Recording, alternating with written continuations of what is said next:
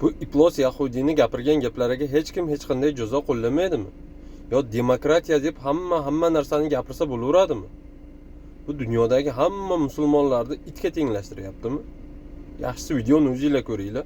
Mana bu pompala odamning ismi Randy Fine. U Amerika Qo'shma Shtatlari Kongressida Florida shtatidan saylangan kongressmen. Uning kelib chiqishi yahudiy, lekin bu muammo emas, mayli. Yahudiy ekanligidan juda faxrlanadi va yahudiylarning diniy qalpoqchasi yarmulka deb ataladigan narsani doimo kiyib yurishga harakat qiladi. Bu ham muammo emas. Odatda boshqalardan, xususan Mamdanini Amerikaga bo'lgan sadoqatiga shubha bildiradi va Amerikaga nisbatan sadoqatlilik qasamini ichishi so'rab chiqadi. Ammo o'zini ofisda Amerika bayrog'i yonida Isroil bayrog'i turadi.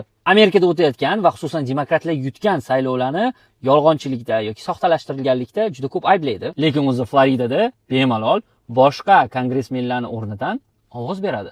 Ha, aytganda esimdan chiqibdi, hamma Amerika siyosatchilari qatori u ham Falastinga, egallangan Falastin yerlariga borib, yahudiylar uchun muqaddas bo'lgan g'arbiy devorni ushlab o'pib kelgan. Hamda o'sha dunyoga mashhur bo'lgan Isroil lobbisi AIPACdan 2025-yil avgust holatiga ko'ra $450 ming ko'proq qo'llab-quvvatlash uchun mablag' olgan. Bu summalar Amerika hukumatiga ochiqlanmaganlari ham anchagina bo'lsa kerak. Bunga ham mayli deymiz. Endi uni Twitterda mashhur qilgan tweetlarini ko'ring. Twitterdagi bir foydalanuvchi Amerika qonun chiqaruvchilarini tanqid qilgan holatda AIPAC lobbisidan pul olib, mana nimalarga sabab bo'lyapsizlar, kechasi qanday uxlaysizlar deb Falastin xarobalari ostida qolib ketgan go'dakning jasadini, suratini joylaydi. Dumdumola qahramonimiz bo'lsa, juda yaxshi uxlayman. Surat uchun esa rahmat deb javob beradi. 25-yil fevral oyida yozgan tweetida esa Gaza butunlay yo'q qilinishi kerak deydi u. 2025-yilning iyul oyida yozgan tweetida esa asirlarni qo'yib yuboring, ungacha esa och qolib o'ling